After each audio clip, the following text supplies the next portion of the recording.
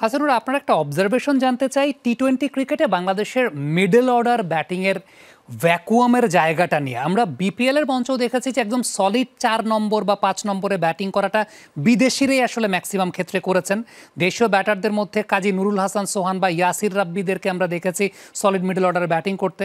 মিরাজকে নিয়ে অনেকে কথা বলছেন, বাট মিরাজের পারফরমেন্সটা কিন্তু বিপিএল এ ছিল টপ অর্ডারে, not in the middle order. So এই জায়গাটা অনেক বড় একটা ভ্যাকুয়াম দেখেন কিনা, বা একটা অনেক বড় শুভঙ্করের ফাঁকি দেখেন কিনা? কারণ অনেকে মিরাজকে হয়তো বা মিডল অর্ডারের ব্যাটিংয়ে চিন্তা করছে, বাট মিরাজ কিন্তু পরীক্ষিত সফল বিপিএলে টপ অর্ডারে ব্যাটিং করে, not in the middle order.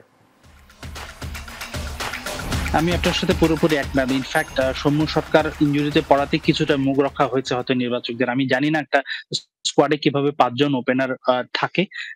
আপনি ৫ জন ওপেনার আছে, আপনার ৫ জন বোলার আছে, পেসার আছে ৫ জন। ৫ জন ছিল আরকি, যে দলটা ছিল ইনিশিয়ালি। ১০ জন হয়ে গেল আপনার পেসার এবং ওপেনার মিলে। আপনার স্পিনার ছিল আরো ২-৩ জন। অর্থাৎ মিডল অর্ডার ব্যাটারে আপনার কোনো বিকল্প নেই। আপনি যাদেরকে খেলাচ্ছেন, জাকির আলী অনেক কিংবা শামীম পাটোয়ারি।